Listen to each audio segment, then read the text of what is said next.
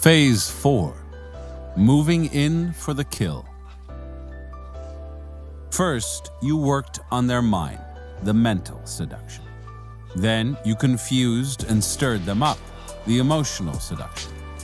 Now, the time has come for hand-to-hand combat, the physical seduction. At this point, your victims are weak and ripe with desire. By showing a little coldness or uninterest, you will spark panic. They will come after you with impatience and erotic energy. Chapter 21. Give them space to fall. The pursuer is pursued. To bring them to a boil, you need to put their minds to sleep and heat up their senses. It's best to lure them into lust by sending certain loaded signals that will get under their skin and spread sexual desire like a poison. Chapter 22. Use physical lures. The moment to strike and move in for the kill is when your victim is brimming with desire, but not consciously expecting the climax to come. Chapter 23. Master the art of the bold move. Once the seduction is over, there is the danger that disenchantment will set in and ruin all your hard work. Chapter 24. Beware the after effects. If you are after a relationship, then you must constantly re-seduce the victim, creating tension and releasing it. If your victim is to be sacrificed, then it must be done swiftly and cleanly, leaving you free, physically and psychologically, to move on to the next victim. Then, the game begins all over.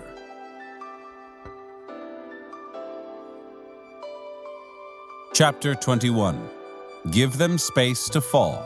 The pursuer is pursued. If your targets become too used to you as the aggressor, they will give less of their own energy and the tension will slacken. You need to wake them up, turn the tables. Once they are under your spell, take a step back and they will start to come after you. Begin with a touch of aloofness, an unexpected non-appearance, a hint that you're growing bored. Stir the pot by seeming interested in someone else. Make none of this explicit. Let them only sense it and their imagination will do the rest, creating the doubt you desire. Soon, they will want to possess you physically and restraint will go out the window. The goal is to have them fall into your arms of their own will. Create the illusion that the seducer is being seduced. Seductive gravity. In the early 1840s, the center of attention in the French art world was a young woman named Apollonie Sabatier. She was so much the natural beauty that sculptors and painters vied to immortalize her in their works. And she was also charming, easy to talk to, and seductively self-sufficient. Men were drawn to her. Her Paris apartment became a gathering spot for writers and artists, and soon Madame Sabatier, as she came to be known, although she was not married, was hosting one of the most important literary salons in France. Writers such as Gustave Flaubert, the elder Alexandre Dumas, and Théophile Gautier were among her regular guests. Near the end of 1852, when she was 30, Madame Sabatier received an anonymous letter. The writer confessed that he loved her deeply. Worried that she would find his sentiments ridiculous, he would not reveal his name, yet he had to let her know that he adored her. Sabatier was used to such attentions. One man after another had fallen in love with her, but this letter was different. In this man, she seemed to have inspired a quasi-religious ardor. The letter, written in a disguised handwriting, contained a poem dedicated to her, titled "To One Who Is Too Gay." It began by praising her beauty, yet ended with the lines, "And so, one night I'd like to sneak, when darkness tolls the hour of pleasure, a craven thief toward the treasure which is your person, plump and sleek." and most vertiginous delight into those lips so freshly striking and daily lovelier to my liking infuse the venom of my spite. Mixed in with her admirer's adoration, clearly, was a strange kind of lust, with a touch of cruelty to it. The poem both intrigued and disturbed her, and she had no idea who had written it. A few weeks later, another letter arrived. As before, the writer enveloped Sabatier in cult-like worship, mixing the physical and the spiritual. And as before, there was a poem, all in one, in which he wrote, "No single beauty is the best, since she is all one flower divine. O mystic metamorphosis, my senses into one sense flow. Her voice makes perfume when she speaks. Her breath is music faint and low." Clearly, the author was haunted by Sabatier's presence and thought of her constantly. But now she began to be haunted by him, thinking of him night and day and wondering who he was. His subsequent letters only deepened the spell. It was flattering to hear that he was enchanted by more than her beauty, yet also flattering to know that he was not immune to her physical charms. One day, an idea occurred to Madame Sabatier as to who the writer might be. A young poet who had frequented her salon for several years, Charles Baudelaire. He seemed shy, in fact, had hardly spoken to her. But she had read some of his poetry, and although the poems in the letters were more polished, the style was similar. At her apartment, Baudelaire would always sit politely in a corner. But now that she thought of it, he would smile at her, strangely, nervously.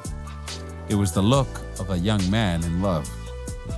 Now, when he visited, she watched him carefully, and the more she watched, the surer she was that he was the writer, but she never confirmed her intuition because she did not want to confront him. He might be shy, and he was a man, and at some point he would have to come to her. And she felt certain that he would.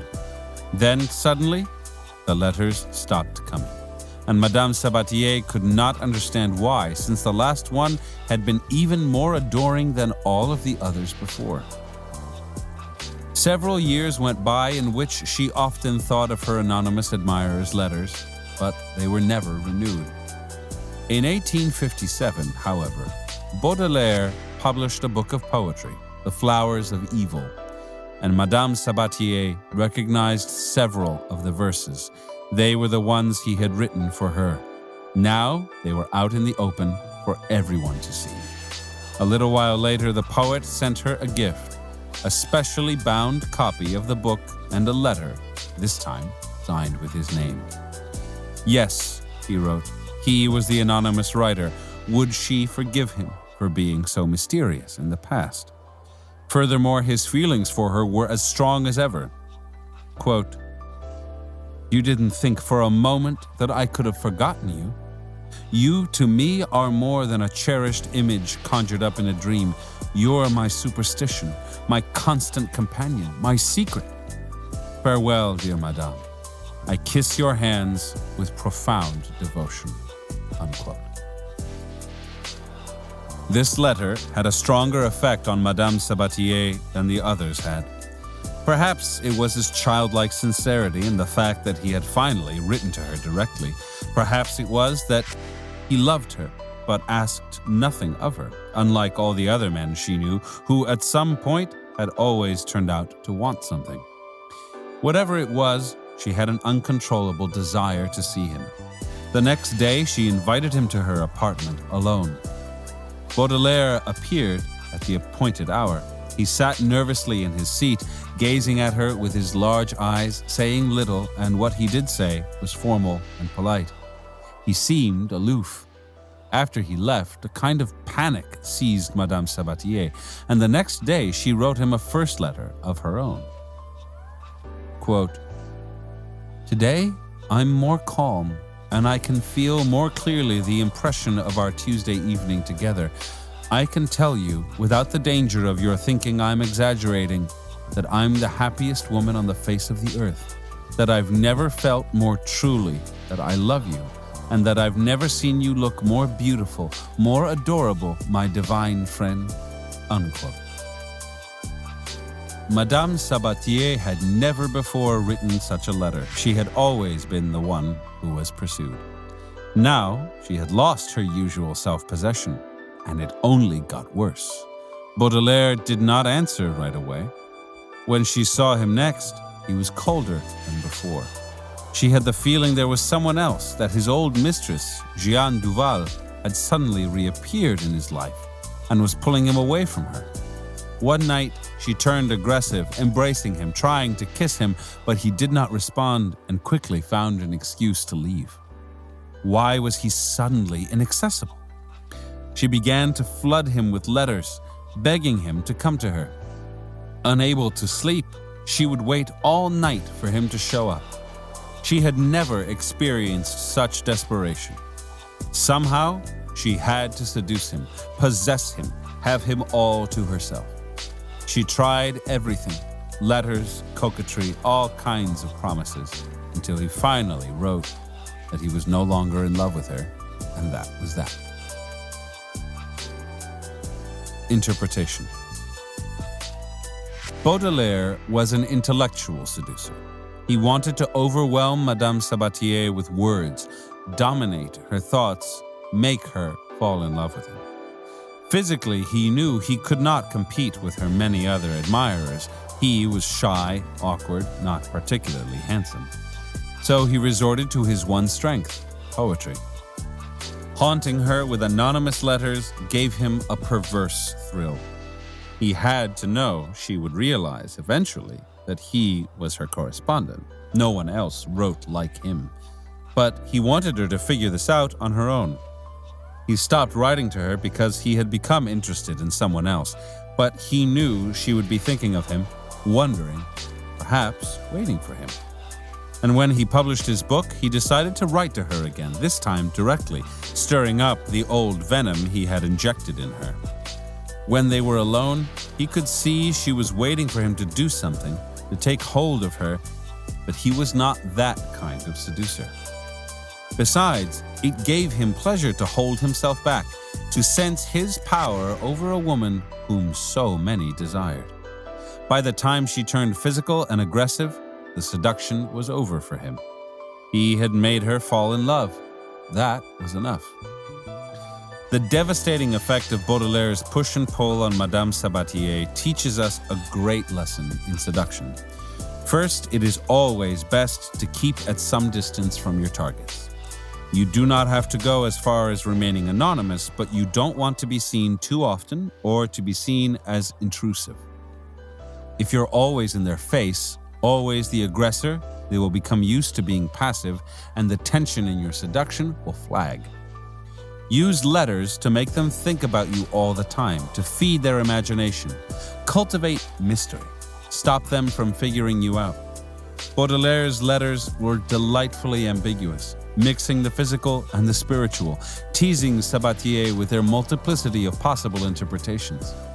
Then, at the point when they are ripe with desire and interest, when perhaps they are expecting you to make a move, as Madame Sabatier expected that day in her apartment, take a step back. You are unexpectedly distant, friendly, but no more than that. Certainly not sexual. Let this sink in for a day or two. Your withdrawal will trigger anxiety.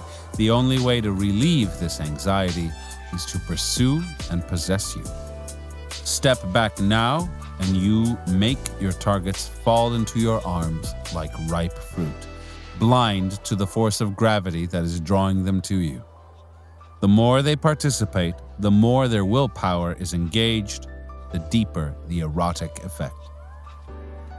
You have challenged them to use their own seductive powers on you, and when they respond, the tables will turn and they will pursue you with desperate energy.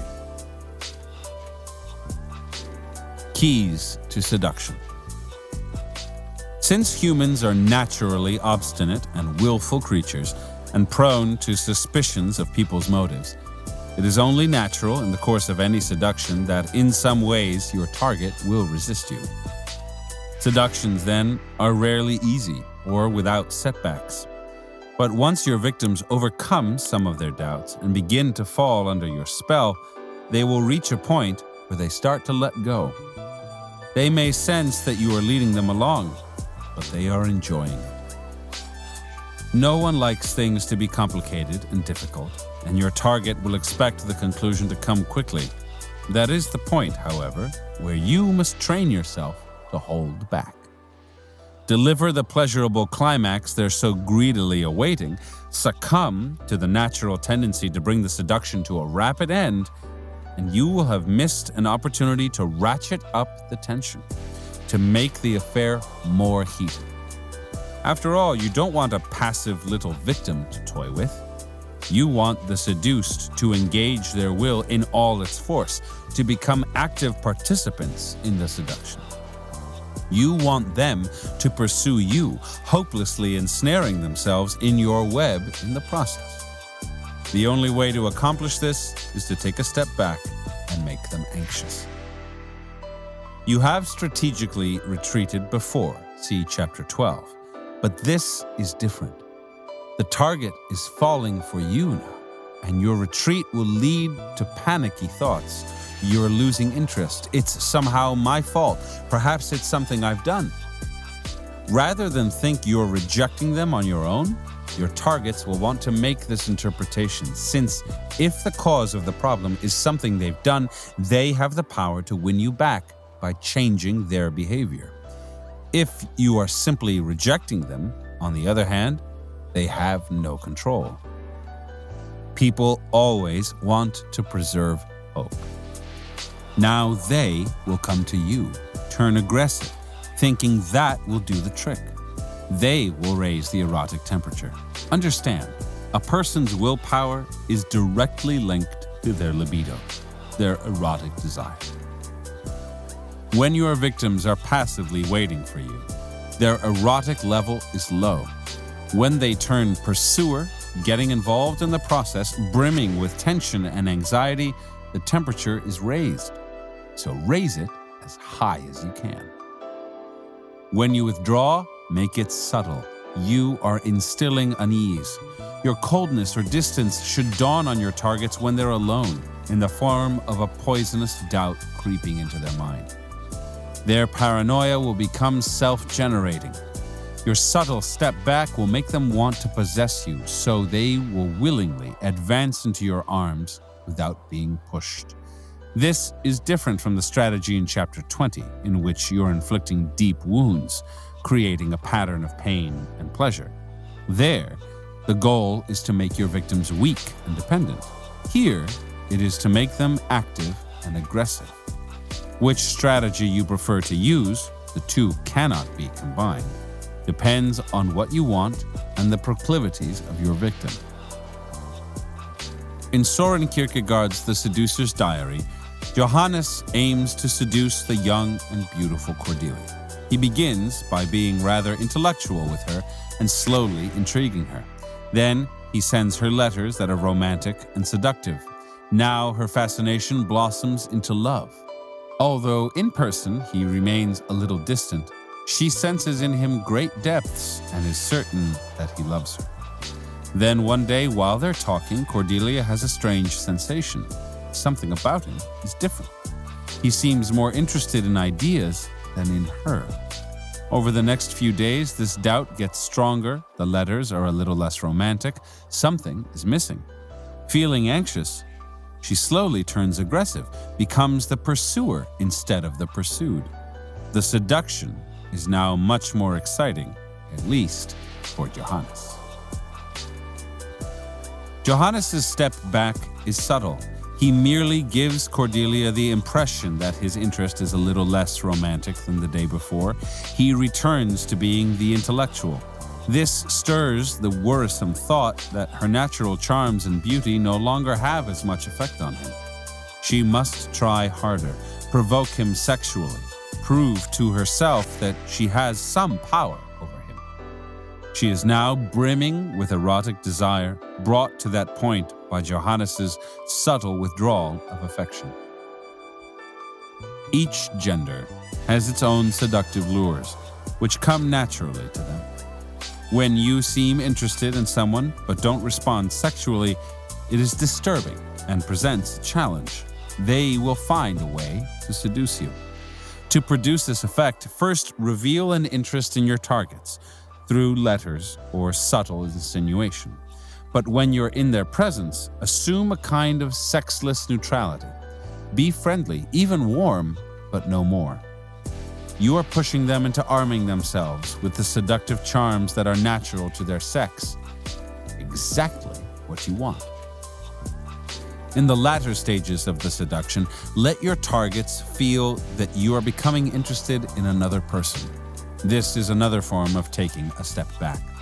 When Napoleon Bonaparte first met the young widow Josephine de Beauharnais in 1795, he was excited by her exotic beauty and the looks she gave him.